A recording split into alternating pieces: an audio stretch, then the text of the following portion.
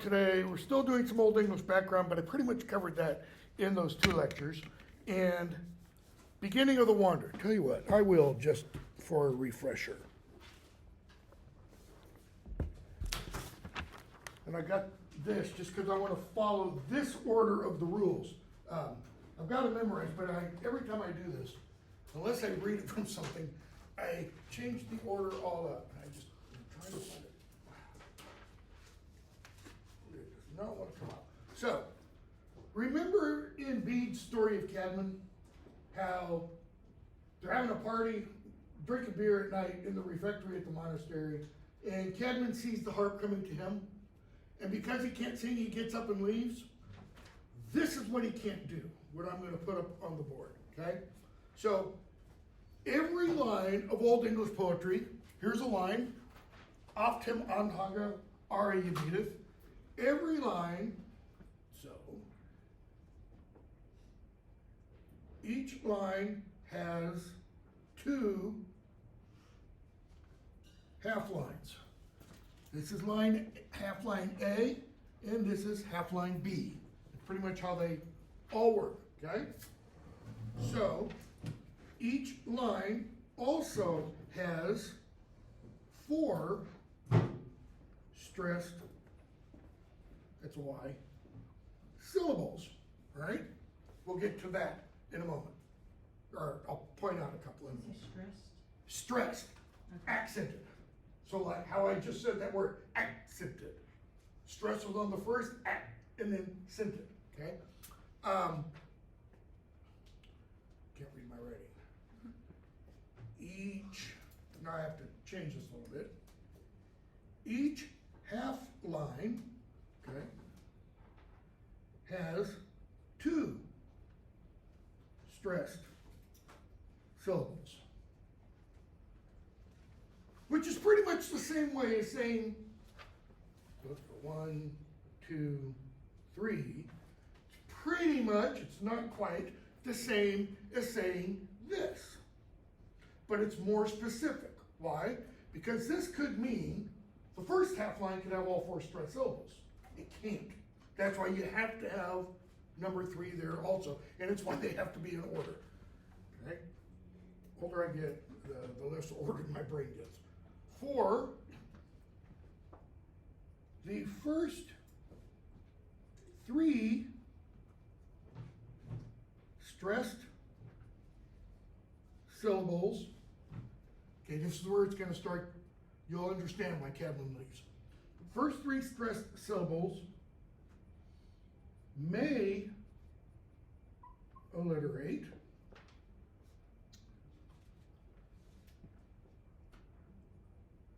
but the 4th never alliterates. Okay? Just, it doesn't. 5, the first stressed syllable of the second half line determines the alliteration.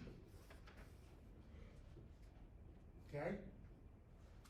So for example, over here, that would mean in these half lines, the first stressed syllable of each of these half lines determines the alliteration for the stressed syllables in this half line, or at least determines one of those stressed syllables that must alliterate. All right? This is not easy to do. And bear in mind,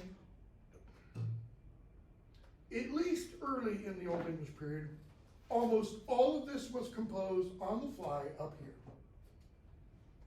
I mean, what did Cadman relate to us? The harp is coming around.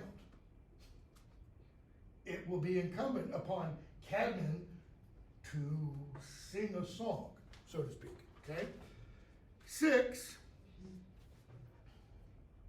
and this is related to this, best I can write. One syllable in the first half line must alliterate, and I'm not going to write the rest, must alliterate with that first stressed syllable in the second half line. Okay? And then finally, number 7, all vowels alliterate. So if a word begins with an E, it alliterates with a word that begins with an O, or an I, or an A, or an U, U, etc. Okay? This is devilishly hard. Now, turn for just a moment. I know we're supposed to be on the wander, but this still falls under Old English background. Turn for just a moment in your book back to Bede for a moment, where Bede is discussing Cadman.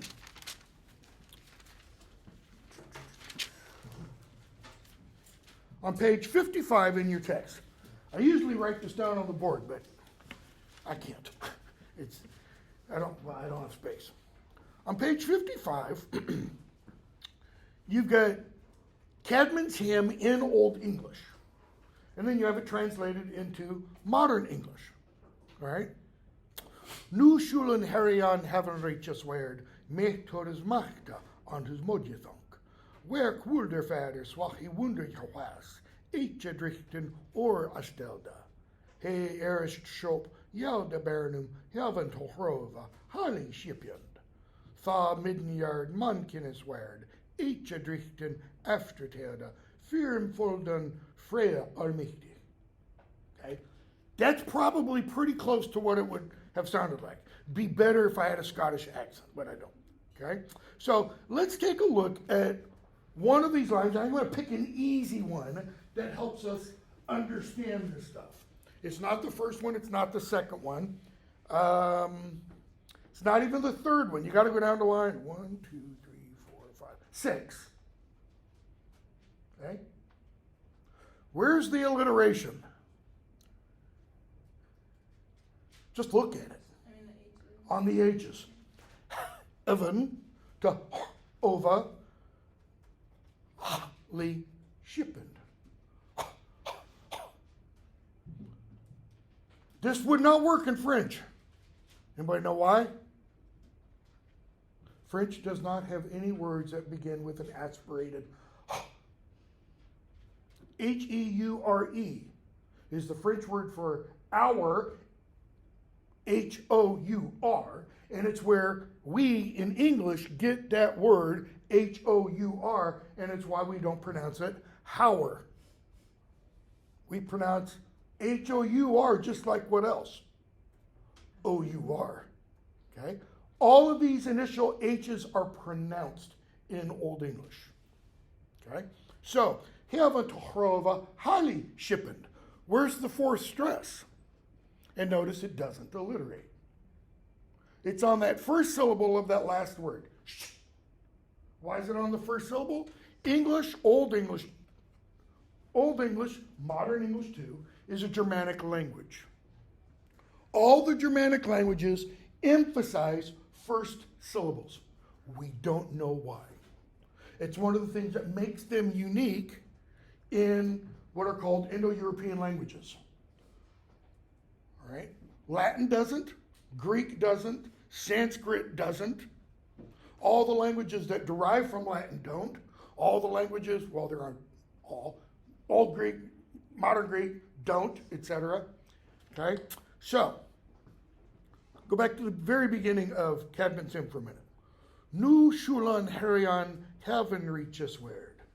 Literally, now shall we, the O-N on shul is an indication that it's a plural doing the action. So now shall we, or now we shall, or now we must, it's also translated. Heaven reaches word. Heaven sounds like heaven, okay, reaches. We only use a form of that word in one case today. And it's a suffix to another word. Unless we're talking about it in German, because there's a modern form of that word in German, and it's pretty much only used to describe one period in German history. Okay? The first part, the modern word, bishopric. That is the area where a bishop has control. Okay? Or you can substitute Latin word diocese. But the Old English word for diocese was bishopric. Okay? Modern German, Reich. Reich. As in Hitler's Third Reich. What does Reich mean? Kingdom.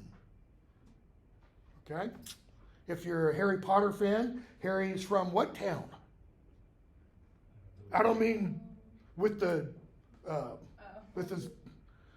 aunt and uncle. I mean, really, what town is he from? Godric's Hollow. Interesting name. Literally, God's kingdom's hollow. Okay? So, Nushel and Harion, heaven reaches, so the heavenly kingdoms word. We have that word word in modern English, but we usually tack on a little suffix. Ward, like a ward of the state. What is a ward of the state? Someone who doesn't have like biological parents or family in there. So what does it mean to be a ward of the state? What is the state doing for the ward? They're under protection. They're under the protection of the state, who watches over inmates in a prison. Warden. So the heavenly kingdom's warden, guardian, protector. Okay? Metodas machta. Metoda is a word that does not exist at all anymore in English. It died out. It got replaced. Okay? It means measurer. I mean, its literal meaning is measurer. It is always translated as God. Okay? The ultimate measurer. Look at William Blake's illustration of God, and I can't remember which of his works, and you've got God standing over essentially the earth, kind of representing the universe, with his compass. The kind of compass you use to describe circles, measuring. Okay? Metodas machta, I think that's everybody now. Machta. What's it kind of sound like? Anybody got a guess? I know you've got a translation down at the bottom. That sound in Old English, like the beginning of Helven to Hrova. The French, when England was invaded in 1066, that sound to them was like, they didn't understand it.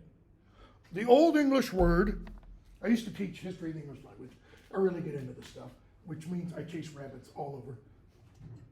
The Old English word, knicht, becomes, as a result of French influence, spelled. Any Monty Python fans? How do they pronounce this? Knigget. Because it is a noise, but they don't know how to spell it. Well, it kind of has a g, but it also has a so rather than just knicht, right? Mechta, and then later in the Middle English period, that middle sound drops off entirely. The vowel changes, process called the great vowel shift, and it becomes might. M-I-G-H-T.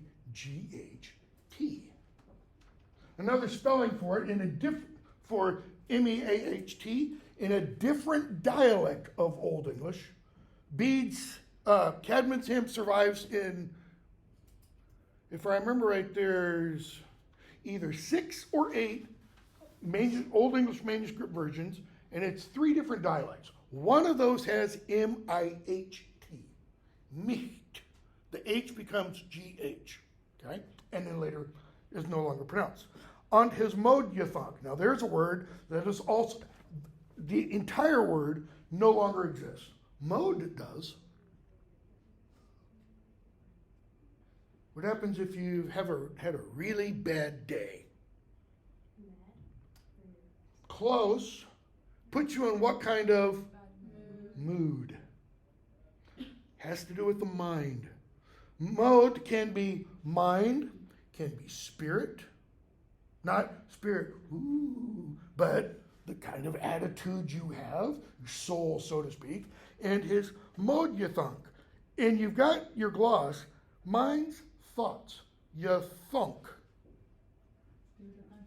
That's close. It's not, that doesn't literally come from that, but think does. Okay? Why is it the past tense of think? Think.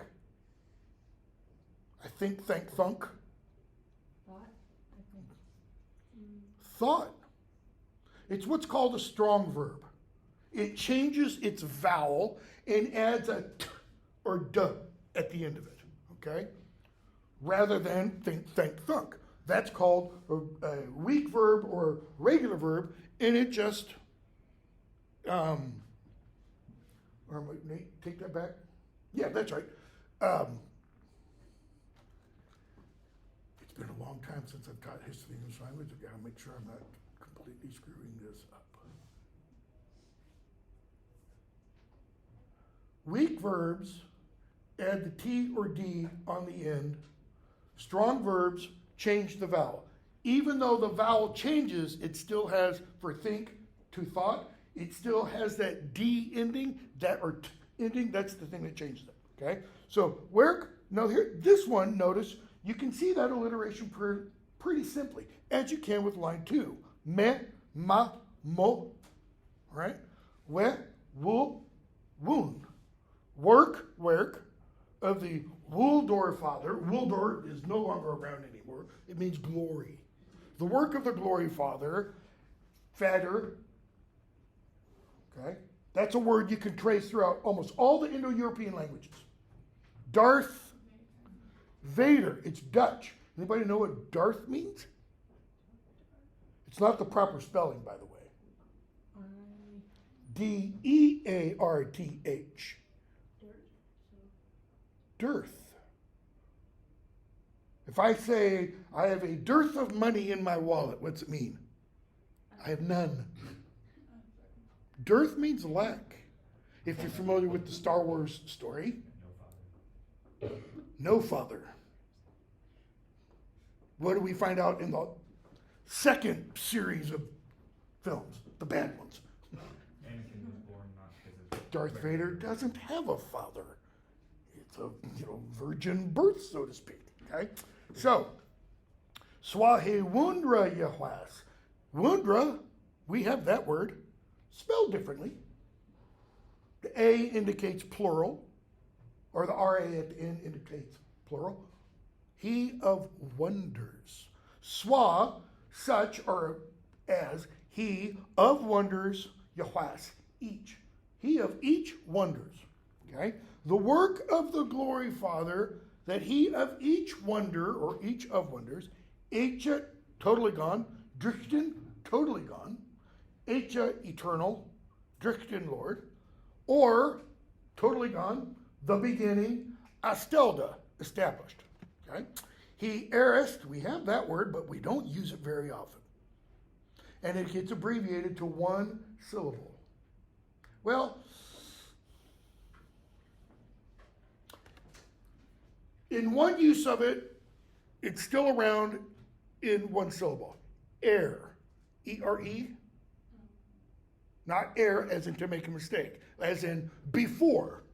Here it has the superlative added on, however. So it's airist. So if it's before, it's beforest. So what's beforest? What's the earliest of before? First. He first, what? Shop, shape.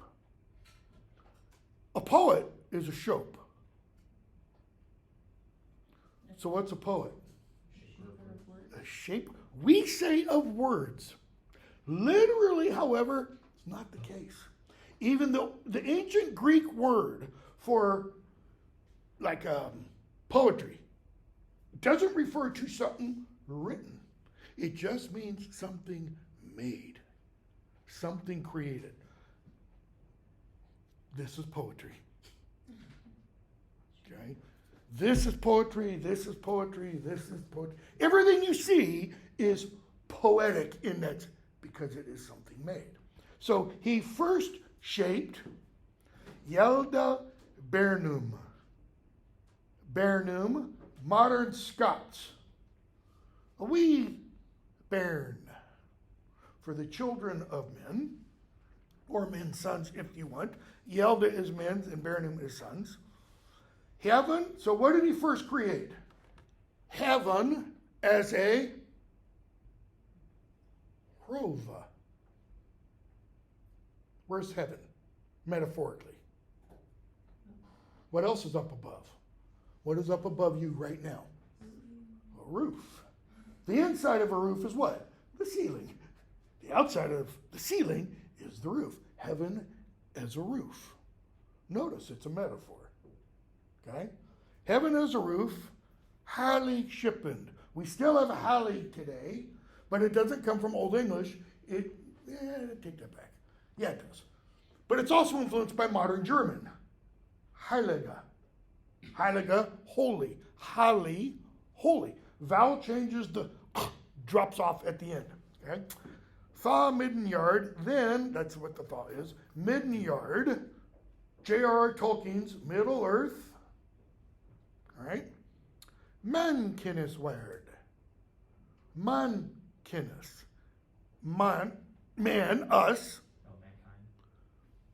Kin, kind, mankind, man family, man tribe, man kin, if you want, okay? Word, that is mankind's guardian.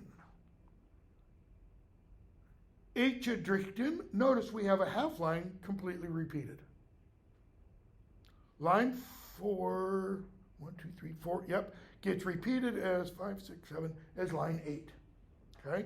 After Teoda, mankind's guardian, the eternal Lord, afterwards did what? Prepared, made. Teoda is no longer around. The word completely drops off. Vast majority of Old English words are no longer present in the modern English vocabulary. And there's one major reason. They get replaced by French as a result of the Norman conquest. Okay? He afterwards prepared what? Fearum foldon, the earth for men. He made the heavens first. Go back to opening of Genesis. What did he do? He created the heavens and the earth. Freya Almighty. Freya. 2 days from now. Friday. Freya's day. The Freya Almighty. Notice this translation translates Freya as Lord. Doesn't mean that necessarily. Freya can also mean friend. The almighty friend. So, I don't remember what group, Doobie Brothers, you got a friend in Jesus? That's kind of the idea here, okay? So all that was to help illustrate this. So I'm not going to expect you to memorize this so that I can put on a quiz or exam, Give me 7 rules for Old English poetry. But some of these are pretty important because this determines how a poet creates up here, again, on the fly. Until literacy arrived, until poets learned to write, because again, according to Bede, I'm not saying Bede is true. A lot of people don't think, personally, I think he is. I think he's recounting what he was able to discover himself. Cadman was illiterate. He could never read anything. So when he first creates this poem, again, what's the story behind it? He goes out to the barn, he's drunk, he falls asleep, he has a vision, I can't sing. Sing to me. Yes, Lord, what do you want me to sing? The vision doesn't say, sing to me about God. It says what? Sing to me about the creation of men. That's what the poem's about. It's not about God per se. God's the actor, right? So, something had to change in Cadman's mind, so to speak, in order to do all this, right? Why is this significant? It's the first time in any, as far as we know, it's the first time in any of the common what are called vulgar languages, that is, a language spoken by everyday people, that the native versification pattern is used for Christian purposes. Okay? And it's interesting, it's the first English poem that we have.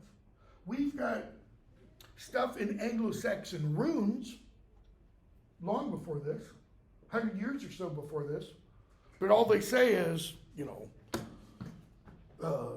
Fardolf had me made, or I belong to Alfred, things like that, okay? Okay, enough with that. So I was going to start with Wanderer. Let me go for just another minute, some background stuff. This is the Lord's Prayer in Old English. And I had not, when I wrote this down, I had not intended to do Cadman's hymn in Old English. But I was going to do this just so that you can hear the sound. And notice how many of the words are similar. Vader ure, thuthe art on heavenum. Vader, Father, ure, our. Father, our. Modern English, later Middle English, we reverse those and we put the possessive pronoun before the thing it holds. Thuthe, we still have those words. They're archaic, unless you read the King James Bible. Thou, thu. They, this actually becomes who, not ye. You who art, are, on. The um ending in Old English, always, always, always, on a, unless it's a single word, single syllable, like D-U-M or something like that. As an ending, it always indicates what's called dative plural, all right? It's indirect object, plural. So, in the heavens. Siti nama yahalga, this form of the verb be, totally gone. It means to be. Theme, put an E on it, change the letter form, which is called a thorn, to TH, thine. Thine nama, name, Yahalgod. Later on in Middle English, Yahal, the G hard G drops and it becomes Yahalud. Yahallowed. Yahallowed. Yah drops off. Hallowed. Hallowed be your name. Notice how the syntax is totally different. Syntax, the arrangement of words in a sentence. Why? These endings on words, they carry all the grammatical meaning in terms of their cases. That's what tells you what the subject is, what the direct object is, what the indirect object is. You could rearrange these words entirely, and it wouldn't matter, because the endings indicate what they are, not what they mean, but what their function is in the sense. To become thin riche, you were the thin wheela on air than swaswa on heaven. To become, to become, that is, let it happen. Thine, thine, riche, we've already discussed that word. Your kingdom, to become, you were the, it's a word we don't really have anymore. Let it be, may it happen. your will on Erthan, swa, just as, so, literally, in, again, it's plural, the heavens. Erna, that's our again. Notice a different ending though. Okay? Erna, big long word that we don't have anymore. We got little parts of it, however. Erna yadai, huamlakan hlaf, sila os togai. Hlaf though, let's start with that one. If you know the Lord's Prayer, what's being said at this point? Give us this day our daily bread. Hlaf. Loaf.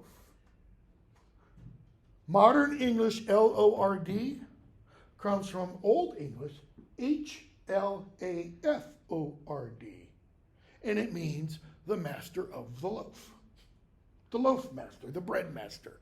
Not maker, the one who's in control of it. Okay?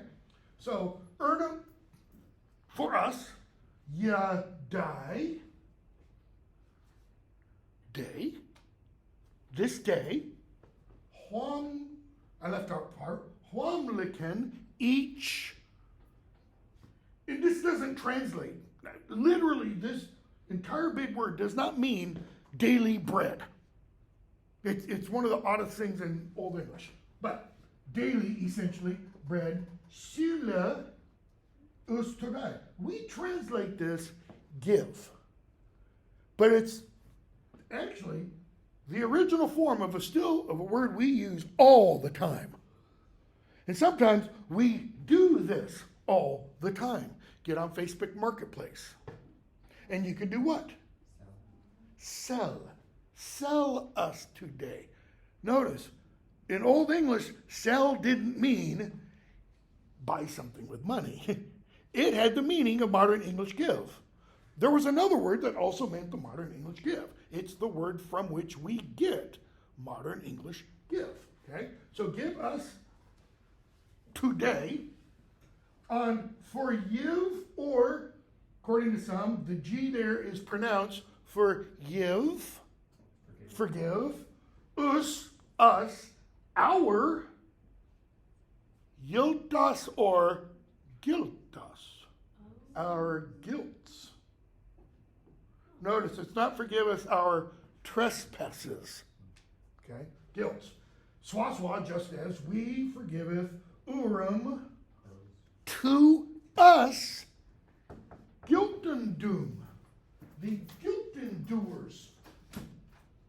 Is we forgive those who do what? Who do guilt against us. Those who owe us. Or one of the modern translations, trespass against us. Ane yalad, and ne is always not. Don't. Yalad. Don't lead. You, thu, God, don't you lead us on kostnunga, totally gone. It's temptation. Ak, always, but. I love this. This to me is just amazing. A loose. What's it sound like? A loose. A loose. A hyphen loose. Us of evil. It's not in lead us not into, nor is it in deliver us from evil. What does a loose mean? Set me loose from evil. Okay? Sodlicha just means truly. Because what is the word in the Hebrew Old Testament, often at the end of verses? Amen. That's what sodlicha means. It means truly. It means let it be. When Jesus says verily, verily, he's saying, I ain't kidding. This is the way things are, so to speak. Okay? So that's just the Lord's Prayer. Two other things before we start The Wanderer. I keep thinking this class started at 8 o'clock. We get out at 10:05. Let me do this one first. No, let's do this one first. C.L. Wren, Study of Old English. That's the book this is from. I've used this ever since I started teaching. It was something my old English / Anglo-Saxon professor brought to our attention. C.L. Lynn's book, A Study of Old English, has a chapter in there about what's called what he calls the fourfold Germanic ethic. And ethic means behavior to others and the world around you, the universe, so to speak. Okay? 4 main ideas in this ethical behavioral pattern. 1, and they're in order. Duty to your Lord.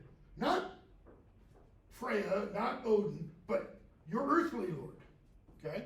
2, duty to your kin. Both your nuclear, your family, but more largely construed, your group. Okay? 3, duty to avenge your Lord and or your kin. What idea does this automatically introduce? Anybody have a guess? The Hatfields and McCoys had a what? Feud. A feud. It introduces the idea of feud. Feud implies, I alluded to this last week, you do something to one of mine, I'm going to do something to 2 of yours. Where does it end? Ultimately, take it to its logical conclusion. What must happen? Everybody on one side dies. Unless it's mutual assured destruction, and we both have nukes and we're all gone. Okay? And lastly, emphasis on weird. Weird. It's where we get the modern English word weird. Like, boy, that's strange. It doesn't just mean strange, though. Weird means, and it, as Bede says in his discussion about Cadman and Cadman's hymn, this is the gist of what the poem says, because it cannot be completely translated into a different language. Weird cannot be completely translated. The closest we can get is what will be, or that which will be.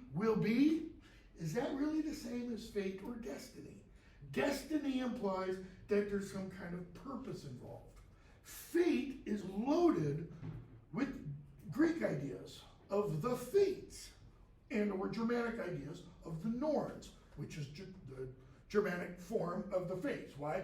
Because the fates, the Norns, they both come from probably an Indo-European mindset that predates the Germans and the Greeks by 2,000 to 5,000 years. Okay? The ancient Greek play by Sophocles, Oedipus the King. Anybody familiar with it? So in that play, one of the things Sophocles is wrestling with is the idea of fate. Oedipus is at a party one night in his dad's house, dad's king of Corinth, and a drunk stands up and says, "You're a dirty, rotten bastard, and you don't know who your parents are." Off with his head, right? I'm becoming Queen of Hearts. No.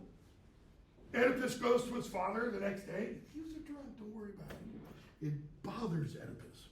So he goes to the oracle at Delphi, which is where Apollo speaks through the oracle. You can go to Delphi today. You can go to where the place supposedly is. There are gases that come out of the ground. It's really weird. And the oracle tells him. The oracle, by the way, has a stone outside, or Delphi has a stone outside where the oracle dwells, so to speak. And the stone had written on it, "Know thyself." It's really important in terms of not only Greek thought, but all of Judeo-Christian tradition, because this idea just resonates all throughout. Okay? Know thyself. Well, Oedipus has gone there to learn something about himself. And the oracle tells him, you are fated to kill your father, marry your mother, and bring to light a brood that should never see the light of the sun. So you're going to kill your father, you're going to marry, sleep with your mother, and have children / brothers and sisters by your mom / wife. Wow. Wow. Right. that's a lot to put on a kid's shoulders, because he's pretty young at this point. Well, how old was he supposed to be in, like? Late teens, early 20s. Okay. I mean, we're not giving him exact age. I'm gonna be honest, I would probably just kill myself. Like, not out of this. I don't want this to Every happen. time I teach that play to my sophomore students, I'm like, you get that kind of prophecy, you don't want to do that. What do you immediately do? Then I would become a monk. You hang yourself, slit your throat, fall on your sword, whatever. Okay? The problem is, his parents got a prophecy when mom was pregnant. And the prophecy said the same exact thing. So what do? They wait till he's born, and you wait till he's born, and then use the umbilical cord to wrap around the neck of. They didn't. Just left him in the woods. They gave him to a guy to expose him on the mountaintop. And the guy takes him. He's like, he's a poor little baby. His father, before that happens, drives a nail between his ankles. That's why he has the name Oedipus. It means clubfoot, because both of his ankles have developed bony growth on inside and outside, and he walks with a limp.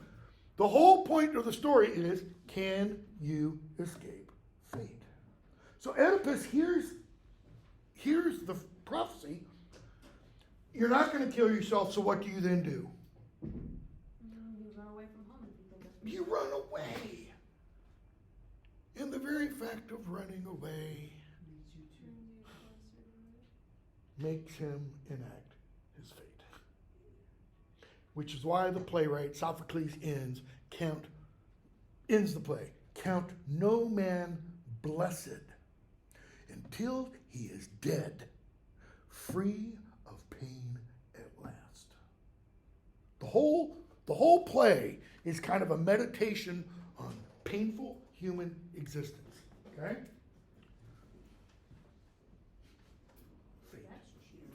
That's cheery, isn't it? Yes. So read Sophocles' Oedipus the King, and then read a 19th century poem, Dover Beach by Matthew Arnold. Dover Beach. About, I don't remember, 80, 90, 100 lines. And it's about a character who meets a girl at a hotel, essentially on the coast of Dover. They're looking across. He wants to have a good time. She wants to have a good time. Okay? And he sits there and he starts ruminating on life. It's very Oedipian, so to speak. And, what's the meaning of life? She's there for sex, and he starts going, there is no such thing as love. There is no such thing as truth. There is no such thing as beauty. We're just, ships, armies fighting in the night. And she's like, dude, I'm here. I'm ready.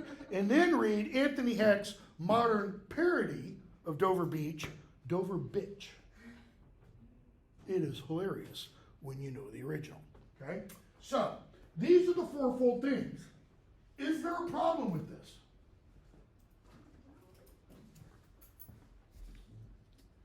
If you think that you're like weird, right? Because it's kind of what will be will be, is to fight somebody else, and you've got the you need to avenge the Lord/kin thing that the other tribe has, and Assuming they're dramatic. Yeah. assuming they're dramatic, Right. then there's this whole thing of like, well, I guess my job is to start a feud. Like, I can see it becoming a whole thing that would like end up wiping people out, like pretty easy. The last part I totally agree with. I don't know about the part of, is it my job to start a feud? Because, again, if you start a feud, if you understand this, if this is ingrained in you from the beginning of your life, what do you know what's going to happen? If this is one clan, and this is another clan, and you come over and kill Harmon, it's your job now to do something to these folks over here. So if you start it, what do you know is going to happen? Some of your people are gonna die. Yeah. I mean, like, I'd argue that, like, that duty to the Lord and to the kin sort of hinges on you, like, it's not just, it's not so much a duty as much as it is, like, a love. Like, I love someone so much that I can't let them let something that happened to them like go to waste. And also like, this is kind of going a little far, but I guess if like if someone kills someone else, and then someone else gets revenge on that first person, that first person or someone related to them might see that as revenge. So it's just kind of like an endless cycle of revenge. It's definitely an endless cycle of revenge. What happens if you accidentally kill somebody in your own family? No. It's probably gotta take a look at. No, not banished. Duty is to avenge. Banishment is not avenge. Life for life. Eye for eye. Tooth for tooth. Very Old Testament without having the Old Testament. So what do you have to do? Let's say a father has two sons. My brother and I, Ted and Tim. And let's say Ted accidentally kills Tim. What must the father do? Well, How can my father kill me for killing my brother and still show duty to kin? Because it's not mentioned in this. The number one crime in this Germanic mental ethos, so to speak, is kinslaying. you hire a hitman. What's the first death in the Christian tradition? The Judeo-Christian tradition. Cain killed Abel. Cain kills Abel. It's fratricide. Fratricide. What comes from fratricide? Fraternity. We had one back in the 19th century. Fraternity. 1860 to 1865. Civil War. Civil means what? Within the community. You don't get more within the community than fratricide. Brother against brother. Because the family is the building block of any community. Okay? So, this has its own, to quote a song from the 60s, seeds of destruction built into it. Is this fourfold German ethic, like, is it, what's the word? Organized at all in the sense of like, is duty to Lord above duty to kin in terms of importance? Yes, Okay, so it is like But- stratified. that's why, you've got this. Right. If your lord is killed by a neighboring tribe, and the neighboring tribe begins by killing your brother, if you're part of this society and you have a lord, etc., your first duty, to kill the one that killed your lord. It doesn't mean you don't have to worry about the killer of your brother. You got to do that too. The reason I'm getting at this is it's implied a little bit in The Wanderer. Oh, but we're going to see this thing in full bloom in Beowulf, which is why I take 8 freaking weeks to cover Beowulf. Because one of the things I think the poet's doing there is he's saying, this doesn't work. This mentality, this way of organizing social structures and involvement between and among tribes and groups it leads to what? Gaza. Well, Look at Gaza today. What happened? Let's just say in the last year and a half. Let's not go back 20, 30, 40, 50, 60, 100, 1,000, 2,000 years. Just since October 7th, 2023. Hamas invaded England. Hamas invaded Israel and killed over 1,000 innocent people. People in the kibbutzes, all the people at the music thing. So what then happened after that? Israel retaliated. And what then happened after that? Hamas retaliated more. Hezbollah got involved. According to this, where/when does that end? If you're Hamas and Palestinian, where does it end? From the river to the sea, how's the rest of the line go? Palestine will be free. What does that mean? The river's the Jordan River. That's the eastern border of the modern state of Israel. That means no Israel. No homeland for Jews. What's the Israeli take on that? No. It'll be just the opposite. From the river to the sea, ultimately, Israel will be free. It's one of the reasons why studying this kind of stuff is important. You can take an ancient, so to speak, experience and guess what? We are really not that much more enlightened. We think we are simply because we're in the modern period. It's what C.S. Lewis called the snobbery of chronology. We think we're wiser, more enlightened, etc., because we know more. Not necessarily. Okay, one last thing before we get to the Wanderer. What time is it? 9:30. King Alfred, who very, very briefly discussed, reigned from 878 to 899, began an educational revival program because he realized there wasn't an educational system. Virtually no priest knew Latin. And so he wanted to make it so that priests could know Latin, and he wanted to make it so that the sons and some daughters of noblemen could read. So, if you're going to teach people how to read, what must you give them? Something to read. He didn't mean read Latin, necessarily, for like the sons of noblemen and such, like his own sons. He wanted them to be able to read in their own language. But to read what? The quote-unquote great books. So he had 5 great books translated from Latin to Old English. Okay? Those books were Boethius's Consolation of Philosophy, which I'm going to talk about in a moment. Again, another preamble to The Wanderer. Orosius, a Spanish historian, 4th century, I believe, wrote a book called 7 Books of History Against the Pagans. It's kind of a Christian view of history against paganism, per se. All right? Gregory the Great's pastoral care, called Cura Pastoralis, that is, translated more modern English, how to be a good priest, how to be a good shepherd of souls. Okay? And it's often thought, Alfred himself wrote a preface to this. Okay? What is the purpose of a preface? Kind of like an introduction. It's indicating why you did this thing. And he tells us in this preface why he does this. And specifically, why this book?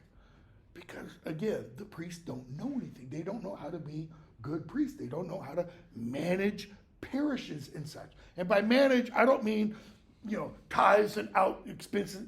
I mean, person A has this problem, person B has it. How do you, okay? Bede's ecclesiastical history of the English people, because according to Alfred's thinking, what should every people know about itself? Something, in my opinion, the United States is horribly at. Their own history, their own culture, their own heritage. Okay? And then lastly, St. Augustine's soliloquies.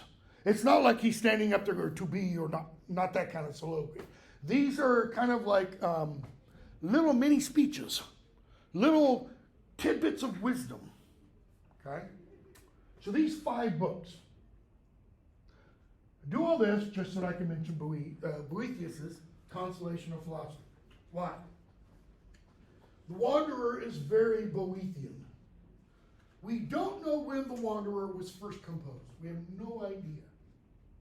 It exists in a manuscript that dates 975 at its earliest, maybe as late as 1000 AD, called the Exeter manuscript. Okay? It might have existed earlier than that, but probably not. So the manuscript 975, that's 76 years after Alfred. So that's 76 years after Boethius is made available in the English language to an Anglo-Saxon audience. Okay? So why is Boethius so important? Who was Boethius? 6th century Roman citizen, Roman meaning Roman Empire, but not in Rome, right? Kind of the second most important person in the empire. Great friends with Theodoric, the German, who was the Roman emperor at the time, in the town of Ravenna, where the capital was at that point. They weren't in Rome because Rome had been sacked by the Huns and such. So, I think it was Huns. And Boethius was like a, Einstein, Milton, John Milton, etc. of his day. He knew everything. He translated books from Greek into Latin so people could read all this Greek stuff. He translated books of the Bible. He wrote all kinds of stuff. Wrote about music, wrote about astronomy, everything. Somebody comes to Theodoric, tells him Boethius is plotting against you. Okay. That's like having somebody come to you and tell you your best friend is planning to murder you. Now, I don't know about you, but if somebody told that to me, I'd go, get the hell out of here. I don't believe you. I know XYZ would never do this. Theodoric doesn't have that attitude. He immediately throws Boethius in prison. Capital punishment is coming. Boethius is executed. He has wet leather thongs wrapped around his head and then tightened. And when it dries, the leather shrinks. And then it's wetted again and tightened more until eventually his head bursts. Okay? Yeah, pretty gruesome. People think the Germans were bad. Yeah, a lot of people a long time ago, they had all kinds of crazy ways of killing people. Very creative. So, while Boethius is sitting there in prison, thinking, as I bet every person in this room would think, 2 words. Why me? Throw in a third, because he's a Christian, God. Why me? According to his book, the goddess philosophy comes in. Philosophy, the word, means love of wisdom. Philosophy comes in. Now, obviously, the book is a fiction. He's not like, really, I saw the goddess named philosophy, right?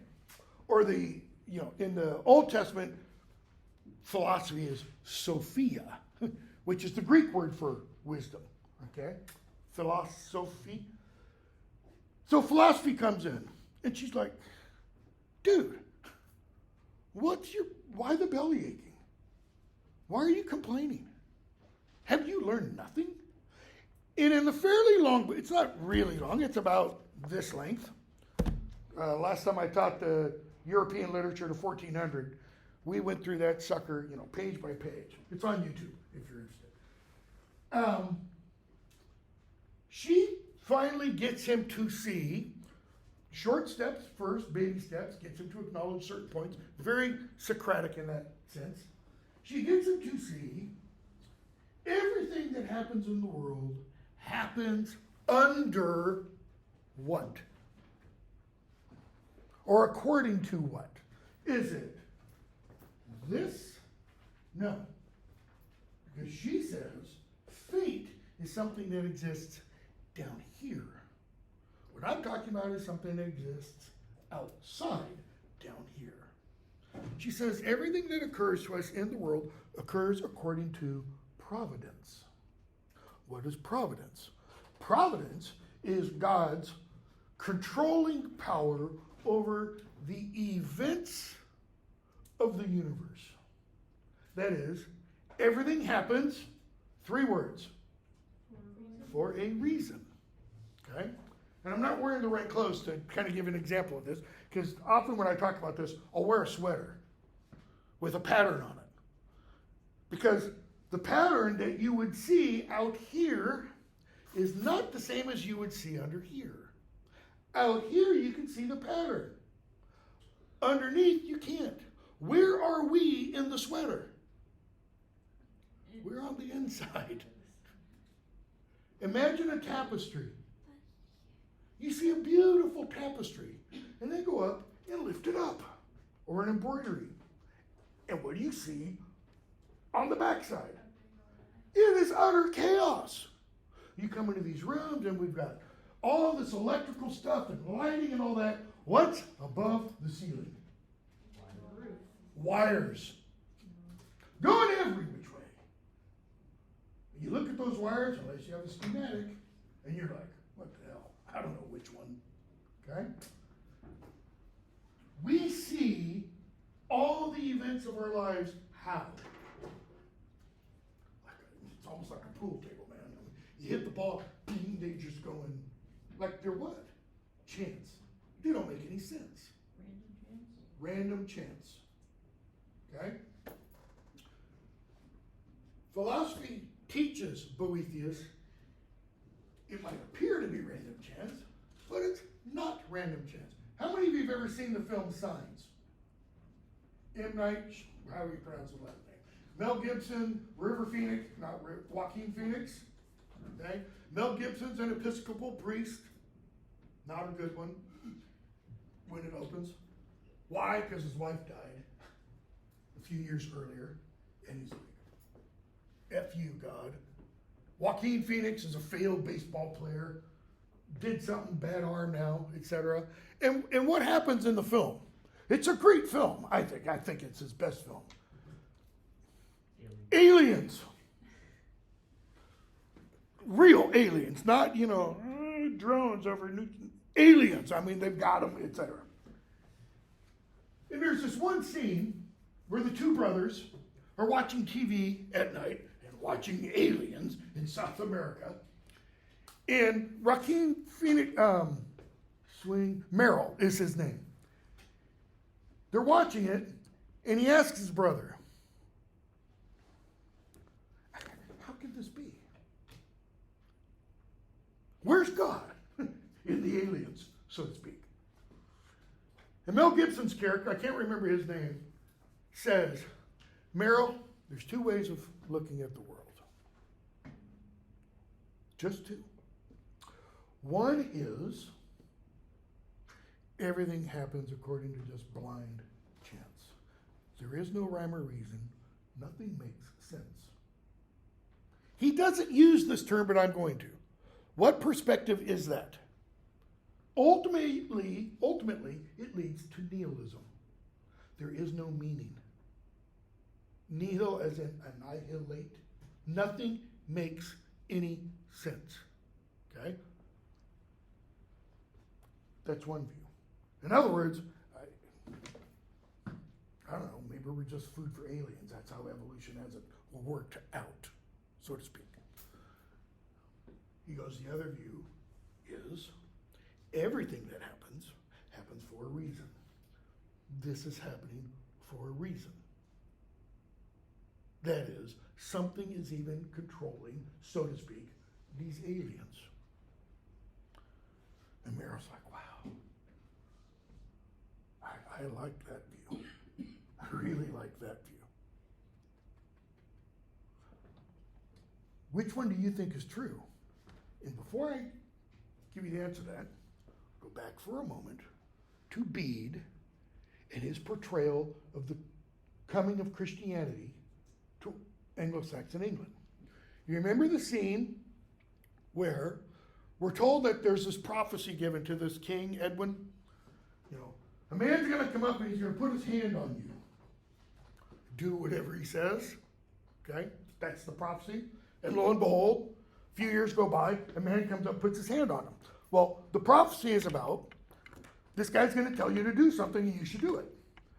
The person who comes and puts his hand on him gives him an option, gives him essentially a story. The story is the Christian story, the gospel, etc. And so this guy, Edwin, goes to his priests, not Christian, his pagan priests. Why? Because paganism did have people, Germanic paganism at least, did have people who were closer to the gods, so to speak, and who spoke for the gods, partially, so to speak. And he says, I won't do anything unless, my priests are on board.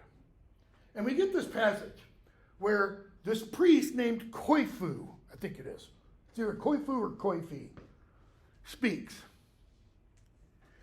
And he says, Lord, here's what it seems like to me. Up until now, our life has been kind of like this. You have a hall, okay? So imagine a hall.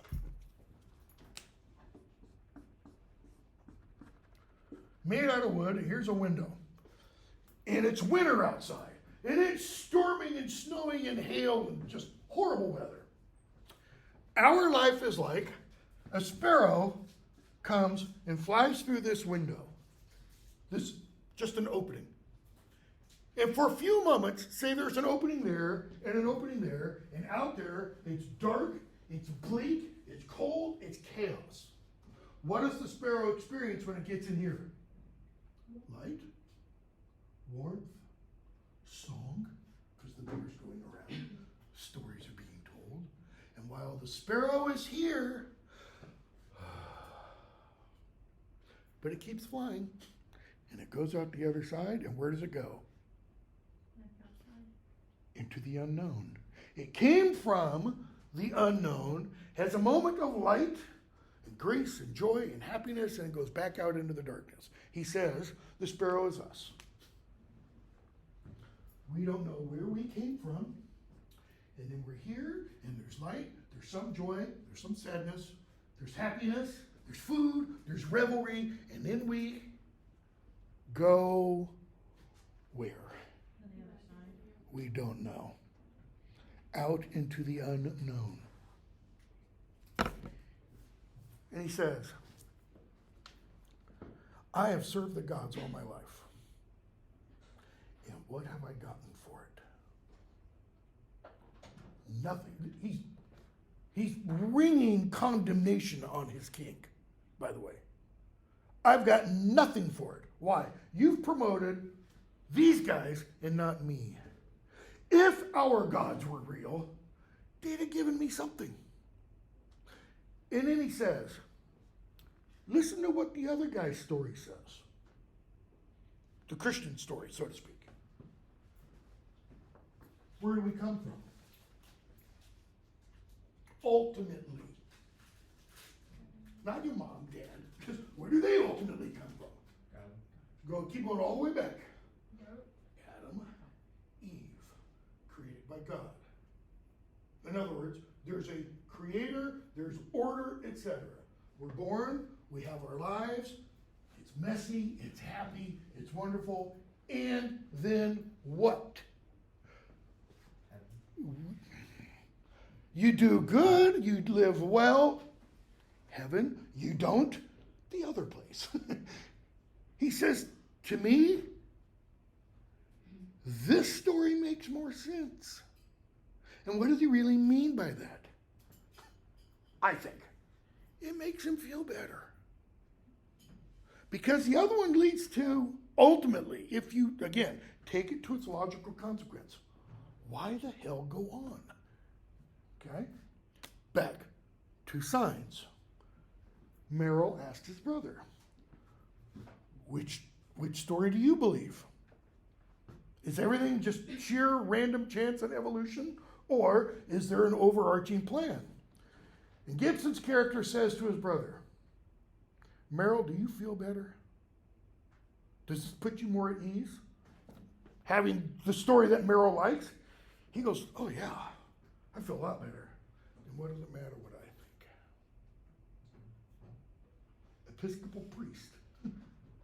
What if he just said? F it. It's totally meaningless. Why? Because of how his wife died. Hit by a drunk. And her very last words, he gets there for her final words. Her very last words, as she's pinned against a tree, are, swing, Merrill. And he's sitting there loving on her, and her last words, swing, Merrill, swing. What? Well, you get to a scene in the film afterwards, I'm not going to give it away, where those words are really, really, I don't know what M. Night, whatever his last name is, what his spirit, yeah, whatever, whatever his, spiritual / beliefs are. But in that film, there's no chance. She says those words at that moment for a reason that is not clear until you get to the end of the film. Okay? That's what Boethius is saying. Boethius is saying, how do we experience time? That's why this does not refer to a Chinese, social media app. In time. Every, this class is 90 god-awful minutes, right? And every class and every day is the same, in and out, we experience it from the moment of our birth to the moment of our death. And how do we see our lives? Well, when you're young, it's all there ahead of you. As you get older, more of it's behind you. And as you get even older, its death is slowly, or maybe not so slowly, creeping up behind you. We tend to think. She says, Boethius, you're seeing it all wrong. Because how are you seeing it? From the inside. How do you get a good view of an area of land? From above? You rise up. You try to get on a high point so that you can see it all laid out in front of you. Go to Rock City on Lookout Mountain, where you can see 7 states on a clear day. I lived up there for a few years. You got to get a higher perspective. What's our problem? We can't get that high of a perspective. We can in one way, but it's only as you age. Because what does that enable you to do? You can look back on your life and go, stupid, stupid, stupid, stupid. That was smart. Stupid, stupid. Only then. Because then you kind of can see where the threads went. So we need an even higher perspective than that. And what she teaches them is, Boethius, you need to try, because we can't fully. You need to try to see it as God sees everything. Yeah, right. So, her point is, how does God see everything that exists? Keep in mind, God is outside all that. Because if we use the word exist to describe God, we can't use the word exist to describe God. He's totally other, totally different, or she, or it, or however you want to imagine God. God's view of everything that God created is a bird's eye view. So, here's the beginning of time. Let there be light. Opening words of Genesis. And here's the end of time. Time. Where does time exist? Within the circle or confines of creation. That's why God is eternal. Outside time. So how does time exist to God? You really think about this, it's like, I need a drink, man. Now. That's it. Now. From here, let there be light, to the end. Now. C.S. Lewis called it the eternal present. For God, all of time, all of human existence is just... That's why Paul writes, according to fathers of the early church, that's why Paul says Christ was crucified before the foundations of the world. Because from God's perspective, it's all nil. The Son is eternally begotten. Why? It's now. Again, don't sit and try to think about it too much because it'll lead you down all kinds of trails and such. So that's that Boethian perspective. It is extremely influential for Old English literature. And Boethius is extremely influential for English literature. The most referred to work in the Middle Ages, more than the Bible. I mean, people looked at Boethius and they're like, because it tells you what? Everything in life, even what you're doing right now, whatever it is you're doing, has meaning. It's significant. So, The Wanderer. It's an elegy. Your book gives you an introduction, talks about elegies and such. It's in the Old English manuscript, the Exeter book. The Exeter book has been in the Cathedral of Exeter since 1000 AD. So we can firmly locate it, place it, date it, and such. It's a miscellany. It's got a collection of different kinds of poems. Okay? It's got riddles, over 60 of them. Okay? It's got elegies. What is an elegy?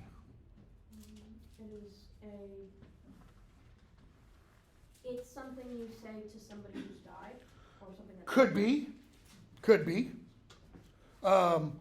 Walt Whitman wrote one of the greatest elegies in American literature, When Lilacs Last in the Dooryard Bloomed, about the death of Lincoln and the move of Lincoln's body from D.C. to Springfield, Illinois. Okay? An elegy is a lament. It's a lament. You're expressing sorrow over something lost. That something lost might be something material, like a person. It might be something immaterial, like innocence. You could say, in one sense, some of William Blake's poems in his book Songs of Experience are elegiac. When he writes the chimney sweep about little boys being used to clean flues of chimneys with their bodies rather than brooms, there's an elegiac tinge to that, okay? So it's a lament, it's expressing sorrow, it's expressing loss, okay? The elegies are often involved in exile of some kind, whether self-imposed or imposed by power, okay? So we're going to read two elegies from the Exeter book, The Wanderer and the Seafarer. In all of Old English literature, with maybe very few exceptions, but I'm pretty sure I'm correct in this, none of these things are titled in their manuscripts. The poem just begins. Okay? So the title, The Wanderer, is given by an early editor of the poem, 19th, late 18th century. I don't remember who first edited it. And it's given that title because there's a guy who's apparently wandering, just like the poem Beowulf. It's given the title because Beowulf's the one character who keeps coming up again, right? It begins, so you've got Roy Liuzza's translation here. And I'll say this, Liuzza is probably one of the top 5 Anglo-Saxonists in the world. The guy knows more than I will ever know about Old English literature and such. But I'm going to pick apart his translation because he does some things on the basis of interpretation. Now, go back to Bede for just a moment. When Bede was talking about Caedmon's hymn, he says, this is the gist. Why?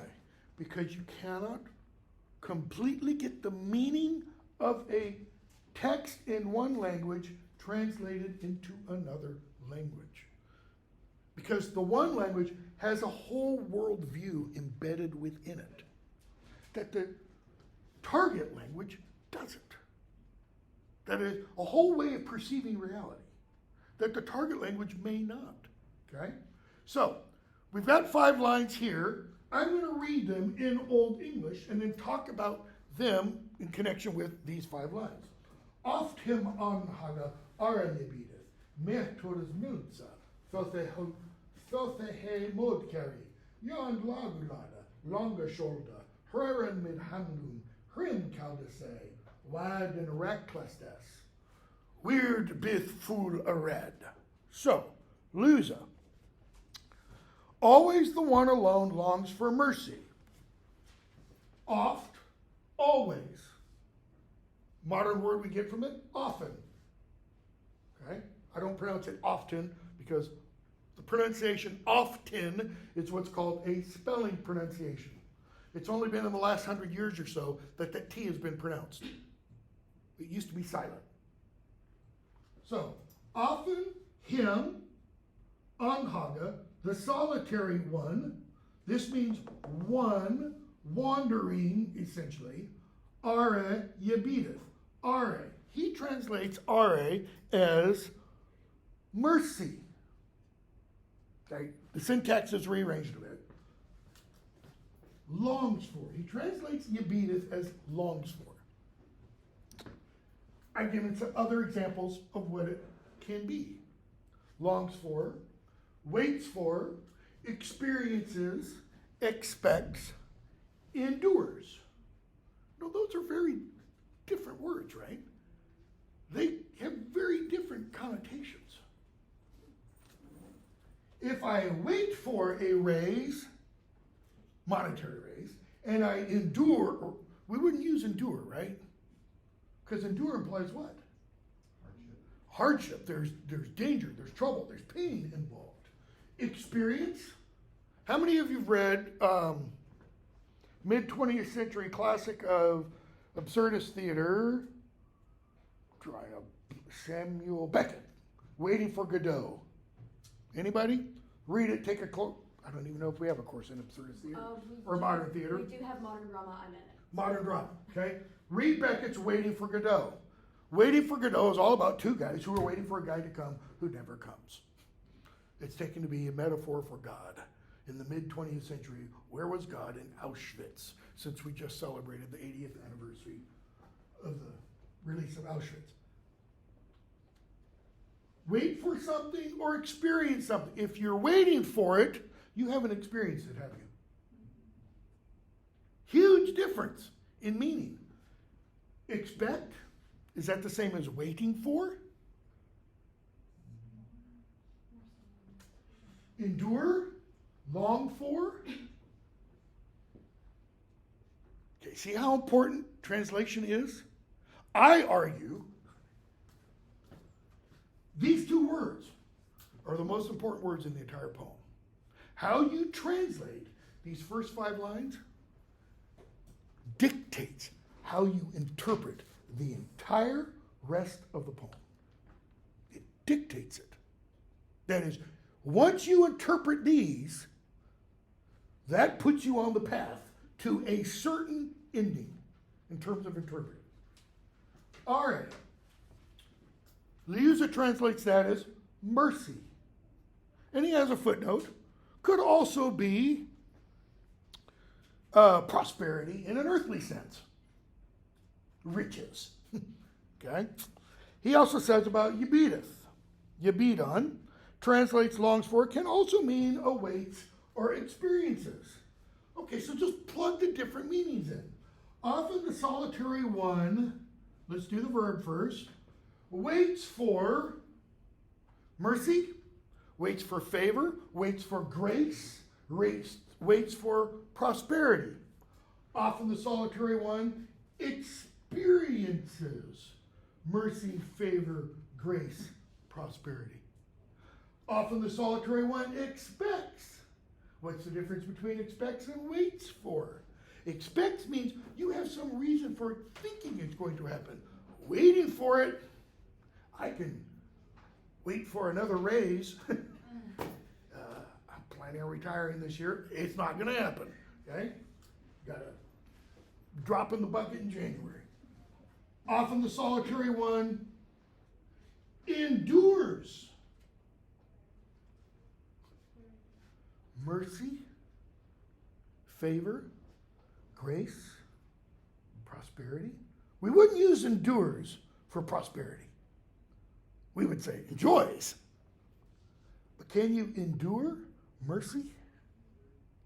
Is all mercy, does it make you feel good and warm and fuzzy? Toward a traditional Christian, no. Some mercies can be, as Sheldon von Auken, a writer who studied with C.S. Lewis, described it, can be severe. How so? Because sometimes the best things that can happen to us are what? Go back to this and go back to this. The things that here look like the worst things that can be. Blessing in disguise. Blessings in disguise. Meaning, things that normally, with the eyes down here, look to be what? Not blessings, curses. Horrible things. Right? Endure long. So how do you interpret those words?